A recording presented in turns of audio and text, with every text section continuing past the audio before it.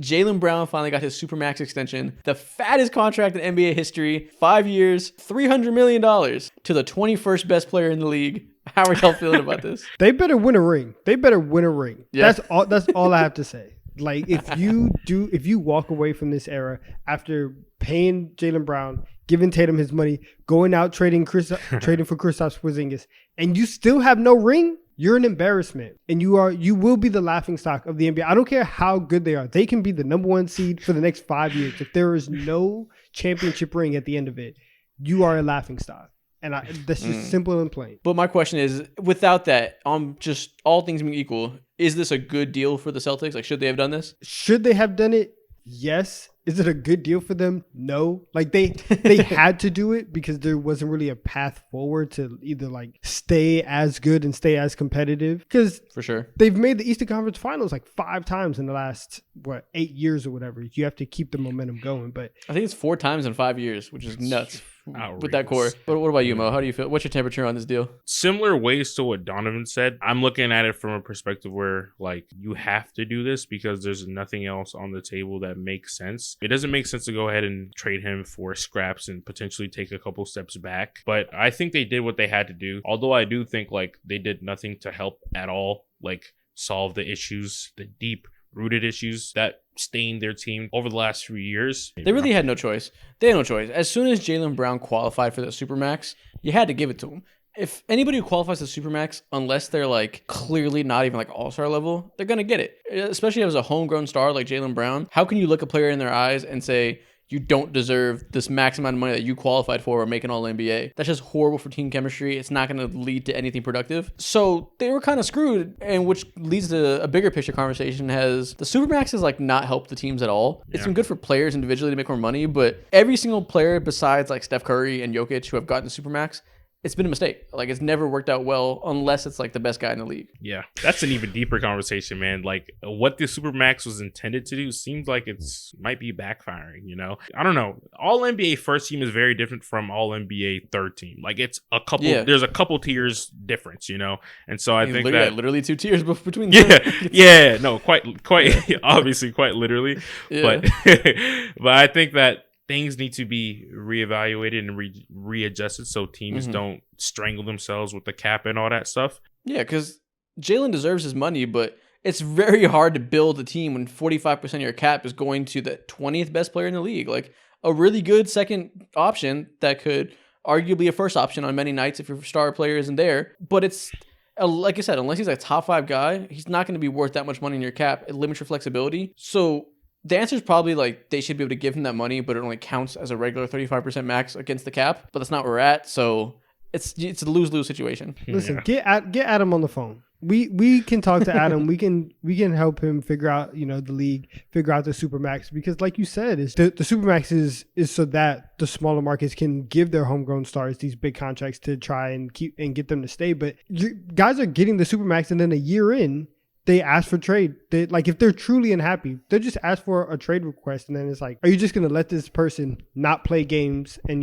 they're just going to sit out on the side and it's just like a dead asset? Or are you going to trade them because they're unhappy and you can just fix the chemistry? But sometimes the team decides that the Supermax contract isn't worth keeping on the books. Like, we saw Blake Griffin. He got it, and then a year later they traded him by their own volition. Like, that was funny though. Either way it goes, it's never like, it's very rarely in the best interest for both parties for this deal to continue. Like, it's hard to make that work. Are we abolishing the Supermax? Is that the stance as a pod? Not is that the stance that we're taking? As it stands, it should be adjusted, not abolished. Like, exactly. Nobody benefits if it counts as much against the cap as you're giving them. Like, it should be something that is like a true benefit to the team. But on the other hand, people are having a lot of shell shock reaction to the $300 million number and like, how can you give him this much money for someone who's not one of the best players in the league? And realistically, if he didn't make All NBA and he qualified for a 40% max instead of 45, or maybe it's 35 and 40, whatever the numbers are, they weren't going to have cap space regardless. Either way, it looks like a big number, but it's the same proportion of the cap as it was before. The cap's just going up. So, to be fair, there is some overreaction to the numbers. Like, tangibly, it doesn't make a huge difference. At a certain point, though, we're going to get to a point where the money is so big, where percentage is out the door. $50 million is still $50 million. Once the cap goes up, I think we're going to get to a point where it's just going to be impossible to look at the number and not be shocked. Like you said, He's the 20th best player in the league, but he's gonna make $70 million. That's how it goes. Like in 2 years from now, he'll be the 20th highest paid player in the league. Like that's how it goes. Like it comes in cycles. So like it's hard not to overreact, but there's 12 other players who have a supermax. He has the same proportion of the cap as them. Once the other next 12 come, they'll have that new cap salary that he signed under. It'll level out over time. Kuzma's gonna be making $45 million a year pretty soon. And I'm just gonna lose my mind. When it comes to the on the court stuff, they're, like we said a couple episodes ago, back when I think they lost the Eastern Conference Finals or whatever, they're fully leaning on to such a hater talk. They're fully leaning into Jason Tatum being the one, obviously clear as day, in terms of like, yo, like this playmaking. We can't get it from outside. We can't outsource anything. We have to dig in-house. And Jason Tatum has to be trusted with the ball more and be like that type of facilitator. Yeah, for sure. And Jalen. But mainly, like in my mind, all the spotlight's on him and what type of actual leap is he going to make. For sure. I mean, Tatum's made playmaking leaps over the last couple of years. Like he's a solid playmaker now. He used to be a black hole. Jalen can't be dribbling off his knees, getting ripped by every player on the Heat every 5 seconds anymore. Like he has to carry that burden, which doesn't mean a whole lot because he already had to this year. Like he was already that second guy, but it's just emphasized pressure on him to somehow get better at those things. Who knows if he can, but he won't. It's just an even greater spotlight on his biggest weakness. He won't. He's about to go into year 8. Like outside of Brook Lopez, like it's not even something. It's not even something where it's like a minor weakness. This is a major flaw of his. And again, outside of Brook Lopez, I don't think that we've seen anybody who's been able Blake to really Griffin like Trent. Was Blake? Well, Blake. True. What's the weakness? What's the weakness for Blake? Well, he wasn't a great passer when he was young, and he became a really good facilitator at those late Clippers years into the Pistons year. He was like a point forward, and obviously shooting, 3-point shooting. Yeah, exactly. But that's a little different than playmaking feel. But Blake definitely had a big transformation too. Pistons Blake was fucking different. Best version of DeMar Blake. DeRozan did it with the Spurs. He became a really good playmaker for those couple of years when they needed him to be like the kind of pseudo point guard.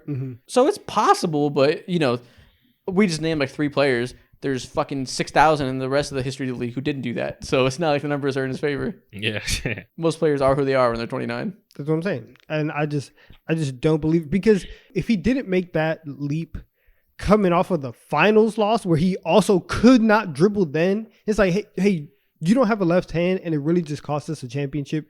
Do you think that you can get in the lab and work on that? Listen, I know for a fact that him and Kyrie, they probably run in the same circle. They probably hang out a lot, right? They're probably on the same wavelength. You can call Kyrie and ask for some dribbling drills and do whatever you need to do to get some handles.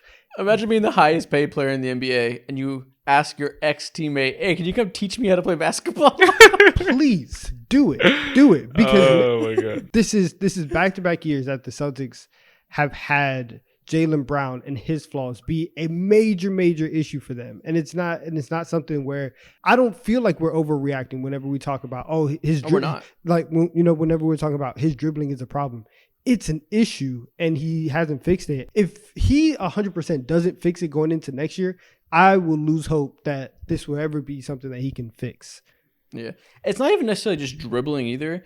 It's like, sure, yeah, he's not a good dribbler, but like a lot of players aren't. Like Klay Thompson's not a good dribbler, but it matters because the way the Celtics roster is set up, without a true point guard, with very, very limited passing ability on the roster, you're forcing these guys to be the 2 lead playmakers, Jalen and Tatum. So it's just like an added emphasis on that skill because of the players around him. There's plenty of teams out there that you put Jalen there, his lack of handle or lack of playmaking wouldn't be a big issue. You throw him on the Hawks next to Trae Young, it wouldn't matter that much. But when you're next to Jason Tatum and Derek White and Kristaps Porzingis and Robert Williams and just a lot of guys who aren't top tier passers, then that weakness becomes something that he has to actually go to. So it's loud as fuck. His weakness is bass boosted. It's amplified like shit on a team like the Boston Celtics. Meanwhile, if you're on a team like the Atlanta Hawks, you got a silencer on that bitch. Yeah, it's like a red flag, but like, you know what I'm saying? You can get away with it most of the time. So yeah, exactly. I just hope, that the Celtics are right in terms of something that I also wanted to say before I finish my thought. Like, these dudes are still pretty young.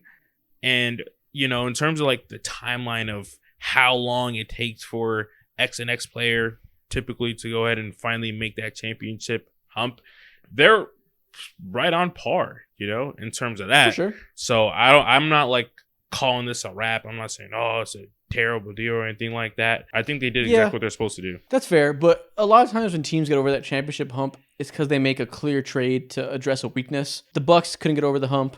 They got Drew Holiday. They got a playmaker next to Giannis who can allow Giannis to be the guy setting screens on pick and rolls, be the guy being a lob threat, and use his playmaking secondarily because he also couldn't be the lead playmaker. Or you think of any other team that made that leap. Well, what's the other team that in recent history? You could think of the Toronto Raptors if you want. Yeah, they added Kawhi. It's an outlier, but you know what I mean? Like, the teams that get over that hump after a few years of the core together, there's a reason why. And we could argue the Celtics have done the opposite, and they've exasperated their biggest weakness and didn't address it. Maybe Porzingis proves to be the talent needed to push them over the edge, but it's not as simple as just having enough good players. You're going to be good. They have to fit together, and their weaknesses, like you said, are still their weaknesses. Nah, they're on the clock though. They're on the clock. You've been to the conference finals year after year after year. You were up 2-1 in the NBA finals and lost 3 straight and gave up like a 21-0 run on your home floor in game 6. I don't want to hear, especially next year, I don't want to hear anything about, the Celtics, they're still kind of young, like they're 26, 27. Yo, all of these guys have been in the Eastern Conference Finals since the day they walked into the league. Tatum was in the Eastern Conference Finals. Jaylen Brown was there. All of them have experience now. You've been through enough games. You've been through enough series.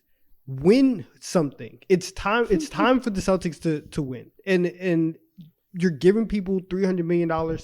You're trading for Porzingis. You're making all these moves. Your time is now. And if you do not win a championship, it's a failure. It's an utter. They 100% are championship or bust this season. And this contract is an indicator of that. Shout out to the Boston Celtics. Your hands of your future will be decided by bald head Derek White. Good luck, man. Isn't it crazy that Mikal Bridges is older than Jaylen Brown? That's so freaky to think about, dude. He's like 3 months older than Jaylen Brown. How the fuck is that possible? That sounds illegal, man. I feel like you just lied to me right there.